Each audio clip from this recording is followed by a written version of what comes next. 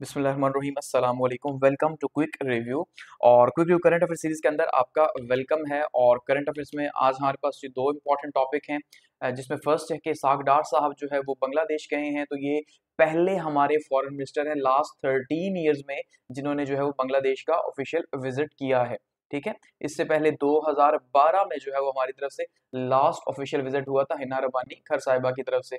तो ये जो फर्स्ट पिक्चर है इसमें आप देखिए इसाक डार साहब जो है वो बांग्लादेश इन्होंने लैंड किया ढाका के अंदर और इनको रिसीव किया जा रहा है। और इससे हम देखेंगे कि भाई पाकिस्तान और जो बांग्लादेश के रिलेशंस है वो किस तेजी से डेवलप हो रहे हैं। और इसमें जो इंडियन फैक्टर है खास करके इसको हम डिस्कस करेंगे। इंडियन और चाइनीज फैक्टर यहाँ पे बहुत ज्यादा इंपॉर्टेंट है।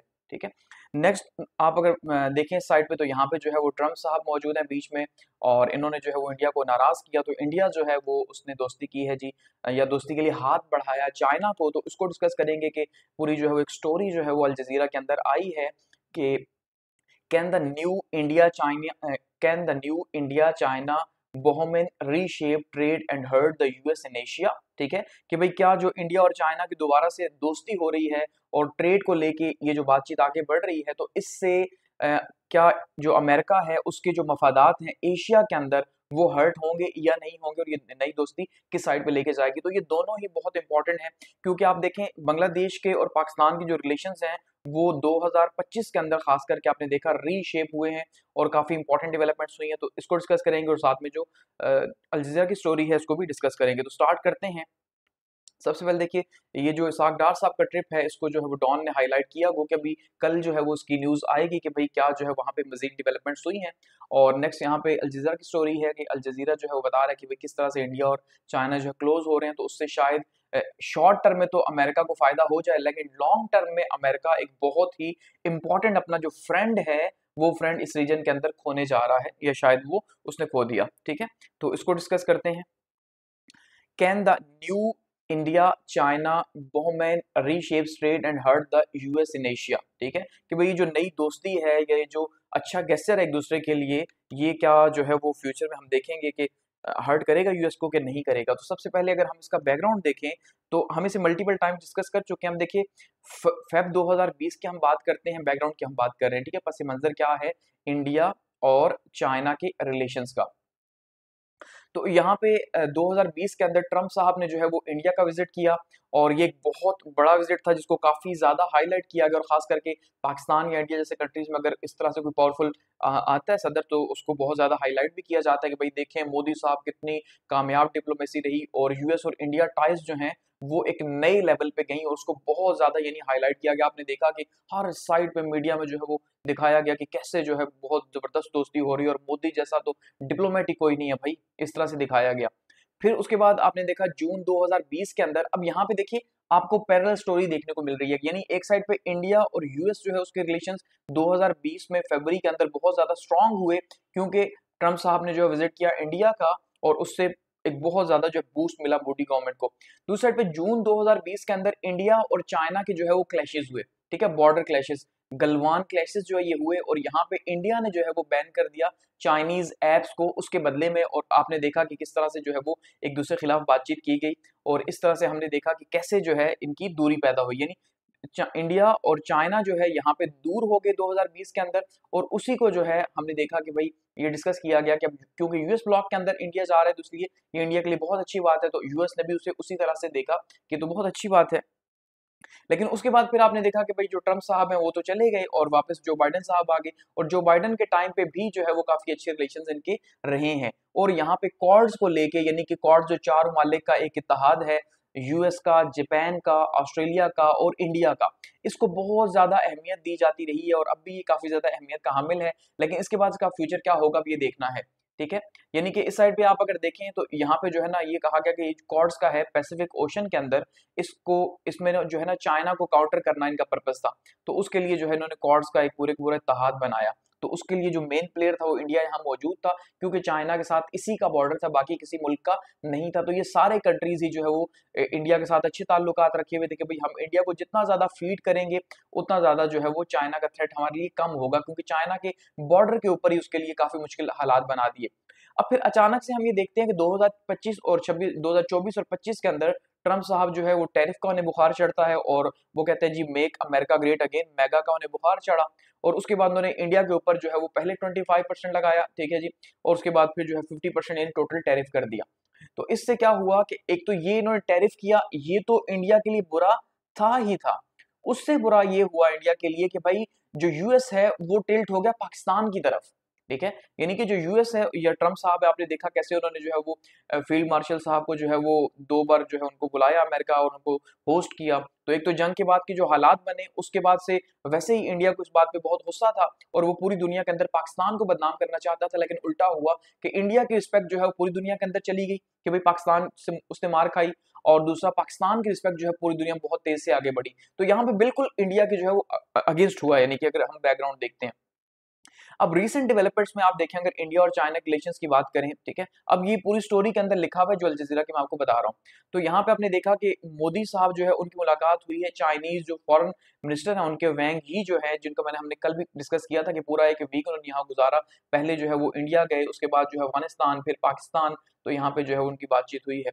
तो उनके साथ उन्होंने बातचीत की और उन्होंने दोबारा से जो है वो किस चीज का इरादा किया कि भाई इंडिया और चाइना कैसे रिलेशंस को आगे लेके जाएंगे। एक तो उन्होंने डायरेक्ट फ्लाइट्स जो है उसको दोबारा से रिज्यूम करने की बात की, वीजा प्रोसेसेस को आसान करने की बात की, इसके अलावा ट्रेड को जो है वो बढ़ाने की बात की, और पिलग्रिम्स को लेके तिब्बत के अंदर जो है जो उनके क्लैशेस होते थे उसको लेके भाई पिलग्रिम्स के लिए जा सकते हैं, उसके लिए भी अलाउ करेगा चाइना, ठीक है। तो ये जो है इनकी बातें हुई हैं, तो बेसिकली दोबारा से जो है इंडिया और चाइना जो है उनकी यहाँ पे बातचीत जो है वो आप ये कह सकते हैं कि स्टार्ट हुई, और ये बहुत ही गुड नोट्स के ऊपर थी जो स्टार्ट हुई। और इसका जो रीजन था वो था यूएस का टैरिफ या यूएस का सर्द रवैया, और उसका रीजन क्या था कि भाई जो है वो इंडिया रशिया के साथ क्यों रिलेशन रखे हुए है और इंडिया रशिया से क्यों ऑयल ले रहा है। हालांकि चाइना भी रशिया से ऑयल ले रहा है लेकिन चाइना के ऊपर पाबंदियां नहीं लगाई गई, ठीक है।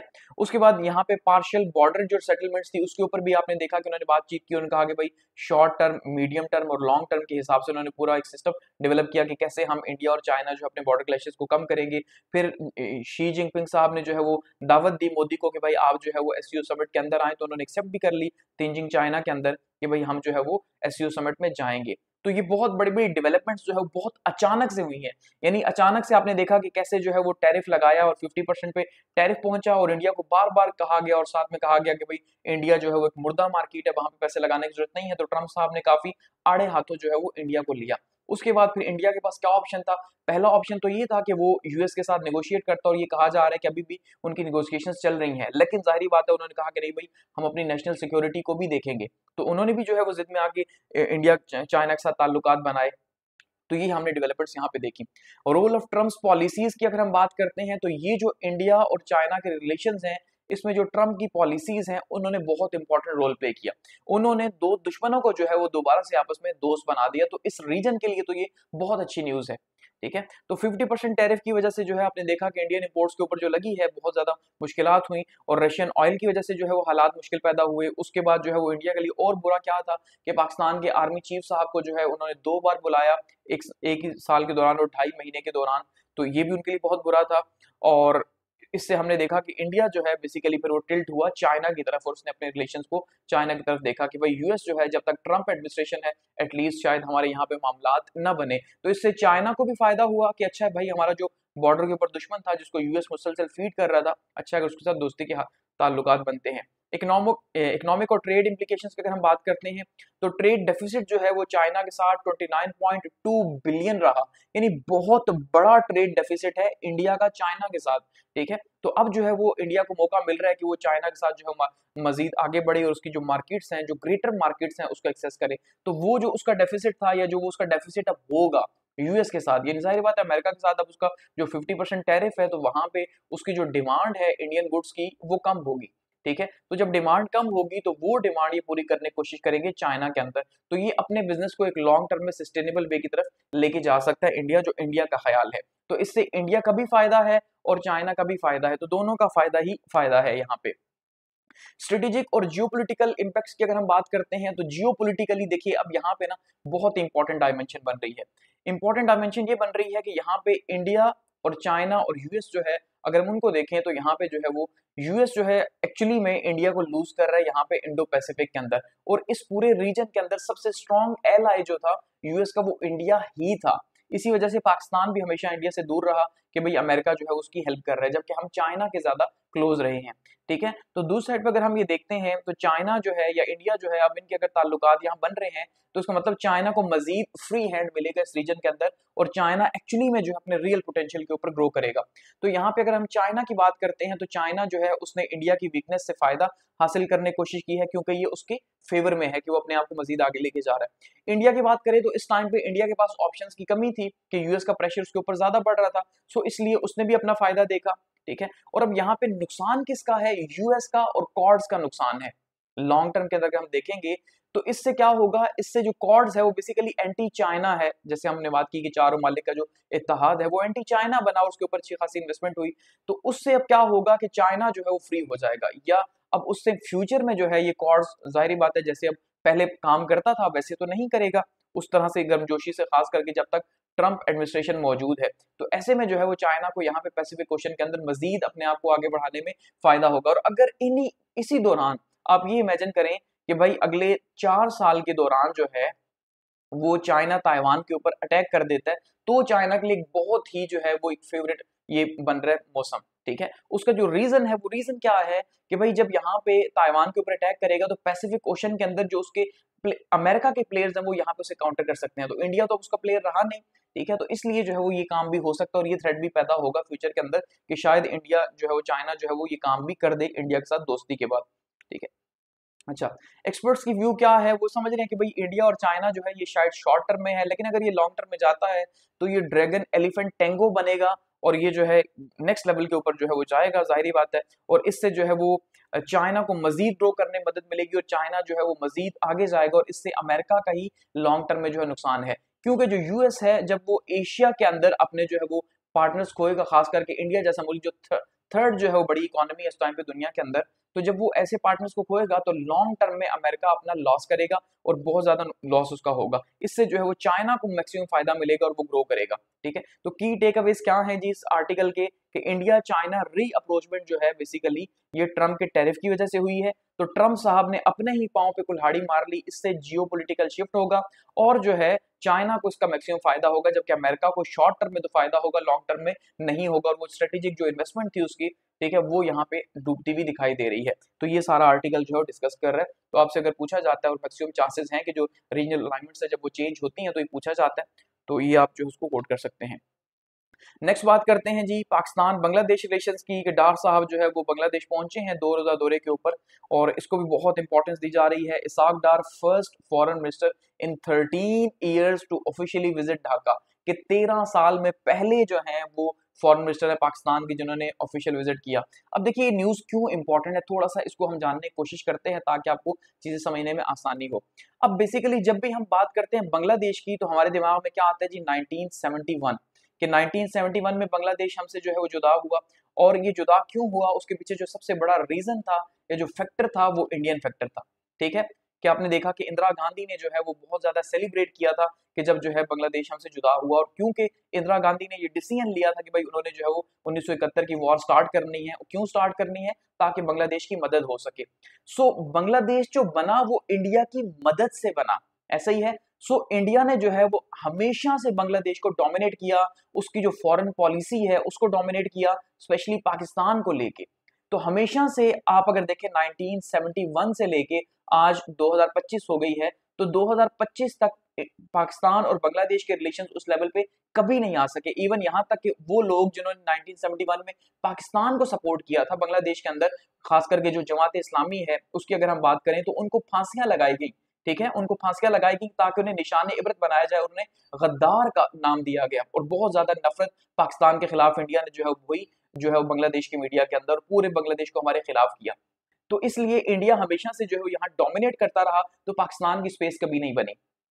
लेकिन पहली बार आपने देखा कि 2024 में अब क्या हुआ कि सबसे बड़ी जो डेवलपमेंट हुई वो हुई जी हसीना वाजिद जो है, जो शेख मुजीबुर रहमान की जो साहबजादी थी, उनको जो है वो मुल्क बदर किया गया, स्टूडेंट्स की प्रोटेस्ट हुई और अब वो इंडिया में बैठी हुई हैं। तो इनके बाद शेख हसीना वाजिद के बाद जो है आपने देखा जो गवर्नमेंट वहां पे बनी है, उस गवर्नमेंट ने पूरा का पूरा जो है वो एक जियो स्ट्रेटेजिक अलाइनमेंट ही चेंज कर दी है।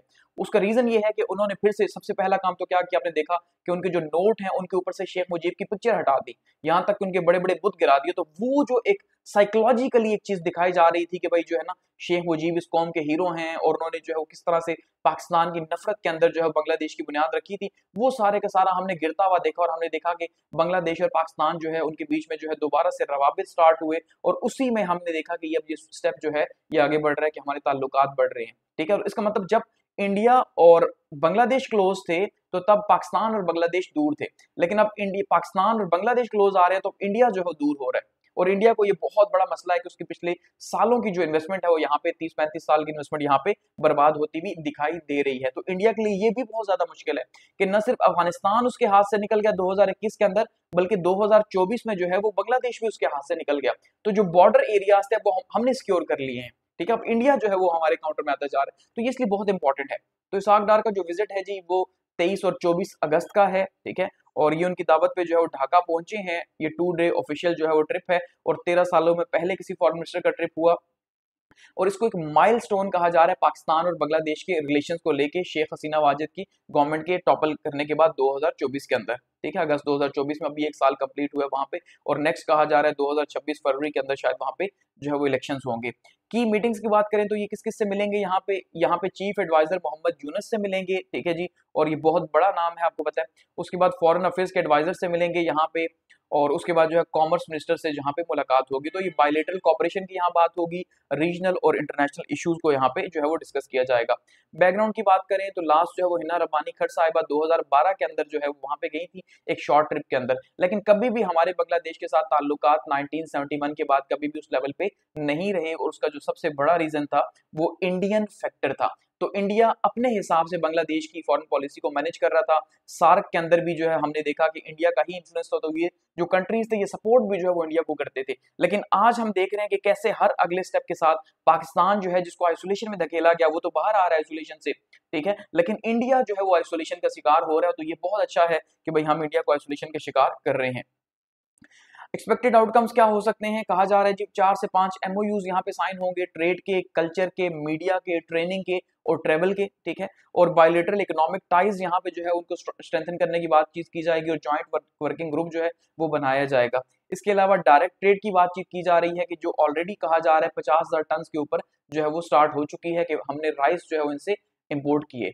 इसके अलावा फ्लाई जिना जो पाकिस्तान की एयरलाइन है ये भी अपने डायरेक्ट ऑपरेशंस जो है स्टार्ट करेगी कराची से ढाका। तो ये भी बहुत बड़ी डेवलपमेंट है क्योंकि एक्चुअली में बांग्लादेश भी पाकिस्तान ही है और सच यही है कि पाकिस्तान बनाया पाकिस्तानियों ने नहीं है, याद रखिएगा बांग्लादेशियों ने या बंगाली जो है इन्होंने पाकिस्तान बनाया था। क्योंकि जब आप पाकिस्तान मूवमेंट को स्टडी करते हैं ना तो आपको आइडिया होता है कि भाई बंगालियों की आबादी तो ज्यादा थी और यहाँ पे हम जिसको पंजाब की आबादी सब ज्यादा मानते हैं और 80% तो पंजाब भी है, तो पंजाब में कभी कोई मूवमेंट ही नहीं हुई। यहाँ पे तो खिजर हयात टमाना साहब की जो है वो पार्टी हमेशा से जीती और आप अगर लास्ट इलेक्शंस देखेंगे तो उसमें भी इन्हीं को कामयाबी मिलती रही है पंजाब के अंदर। तो बाकी केपी आपने देखा वहां पे रेफरेंडम हुआ, सिंध के अंदर सिंध असेंबली ने डिसीजन जरूर लिया।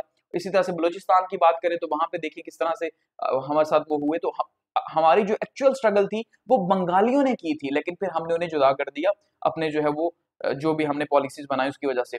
इसके अलावा रिसेंट डिप्लोमेटिक एंगेजमेंट्स की बात करते हैं तो अप्रैल 2025 में हमारे जो फॉरेन सेक्रेटरी हैं आमना बलोच साहिबा, ये इन्होंने ढाका का विजिट किया था और वहां पे जो है वो कंसल्टेशन वगैरह हुई। उसके बाद जुलाई 2025 में मोहसिन नकवी जो है इंटीरियर मिनिस्टर, इन्होंने विजिट किया और फ्री वीजा एंट्री की बात की डिप्लोमेट्स के लिए और ऑफिशियल पासपोर्ट होल्डर्स के लिए।